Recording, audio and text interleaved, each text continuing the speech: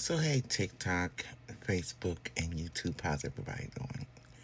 It is Buddle Up, but my name is Rachel, and I'm a generational caregiver. I'm not going to say the whole spew because most of you guys already know. I want to tell you how my day ends every day for me, and I don't think I really explained that to you guys. Everyone knows I take care of my 39-year-old son who is living with schizophrenia, affective disorder, traumatic brain injury, and early onset Alzheimer's. Yes, that is a real thing. Yes, I did post about it, just like there's a such thing as early onset dementia. My son is 39.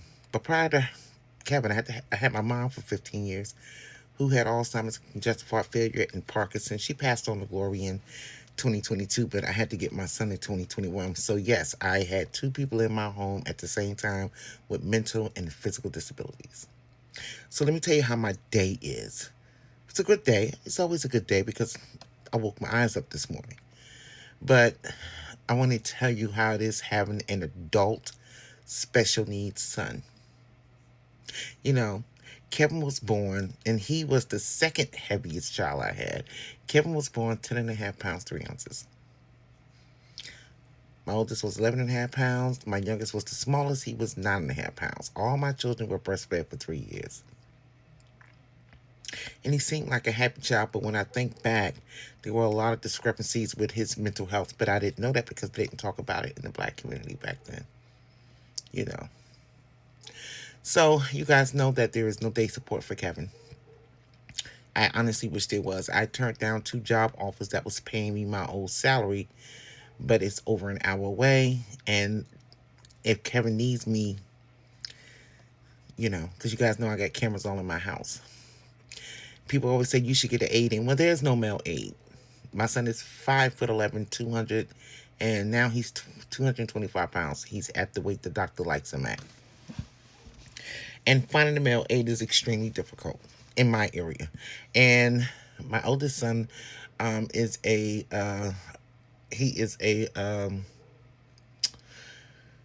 regional manager for a mobility company. He's like, oh, I can get you an aide, but you're going to have to pay out of pocket. Because he's a Marine veteran, he deals with the VA for medical supplies and stuff. And I can get an aid, but they're not going to want to take that Medicaid pay. The Medicaid pay. So I come home today and Kevin is soiled up. Just soiled up. When I looked at my cameras earlier, he was fine. But so I came home as I'm preparing his shower water. I'm cooking at the same time. I'm cleaning up the mess that he had made, and I can't get mad at him because it's not his fault that he's disabled. And this is what I mean. This is where my gaining the weight came in at because of the stress.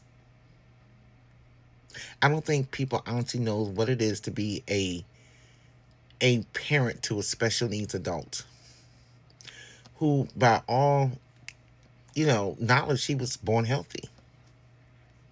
He is the only child of his father, who passed away when he was 3. This is hard. It is hard me watching my son decline, and I'm going to use that word decline because Kevin is declining. And it's a hard choice for me to say I have to place him somewhere, but where? There was a beautiful facility that I was trying to get him in, and they dealt with traumatic brain injury and early Alzheimer's, but they don't deal with schizophrenia.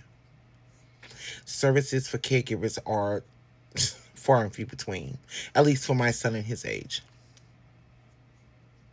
The whole reason of me opening up Caregivers Corner Connection consulting agency was to bring money in to put aside so I can open up a daycare support center. And please, before anybody say anything, yes, I tried to GoFund. I had a GoFund up for 2 years and only got $250 in donations. And I'm not mad at that because we are in the craziest times right now. It's crazy that can call a black child the hard R word and get $750,000 in donations, but for a woman such as myself or other black families, we get looked at crazy if we ask for help.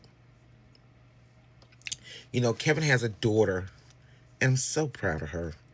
Hermione, she'll be 17 this year. She graduated high school. No, she'll be 18 this year. She graduated high school at 16, and she's a freshman in college wanting to be a biology major. She is a biology major because she wants to be a veterinarian. You know, she said, Grandma, I need help with college. I don't have the money. I don't even have the money to put on my credit card to help my own granddaughter. And Kevin, financially, there's nothing he can do. He gets a small Social Security check, and that Social Security check pays his life insurance policy because I will not have a GoFund for my son. I refuse. And the only two beneficiaries on that is his children. He has a son, too, who has a mental disorder called DMDD.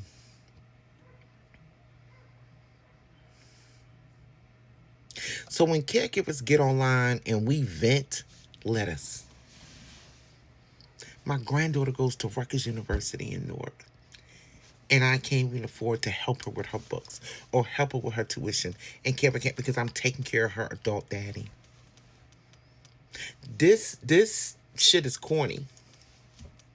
Our government can build a $300 million ballroom that he says the people requested. Our government can go ahead and take people from other countries for the oil. Our government can cut funding for childcare, but we can't get help. Yeah, I'm aggravated. And I want you to think about this. Because there is no day support for my son, and my son has all these mental disorders, and I can't quit my job because if I quit my job, we're homeless. We're living in my car. Can't do that. And this is why if I don't come home with my lunch, my oldest son will come home. Will come to my house and check on his brother. Imagine having all these crazy thoughts in your mind and you're left alone in the house. His feet haven't gone down because Kevin is not doing what the doctor says. I can't sit next to him for 5 seconds every minute of the day to make sure his feet is up. He doesn't remember his age of his children. It's a lot. And I have been doing this for 20 years. 15 years with my mother and now 5 years with my son. I'm watching my child decline. And my government doesn't give me any help. Not any real help. I remember a few years ago,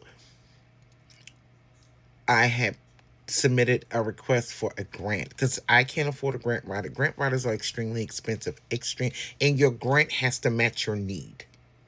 I don't think a lot of people say that because, oh, fill out a grant.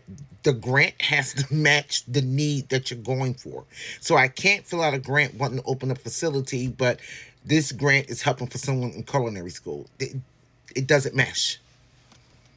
But there were two amazing women who started something called the Fearless Fund. And I filled out for it. And because of one named Edward Blum, and I've talked about this before, took these two amazing black women to court when top companies was donating. If you go to the Fearless Fund website, they are no longer taking applications for grant. And I was just looking for 50,000. Not 20 million, not 30 million, but 50,000. So I can help people like my son with a safe space that they can come to during the day while their loved ones work. And Edward Blum took these two amazing black women to court saying it was discrimination because they were helping black and brown women become entrepreneurs or help their business. And a month after I submitted that application, they shut the grant down. You can go to their website. It's called the Fearless Fund. You can see Walmart, Lowe's, Home Depot, Chase, top Fortune 500 companies was donating to help black women like me succeed. But because I'm not and didn't call a small black child the hard N-word, so I'm saying all this to caregivers, keep your head up.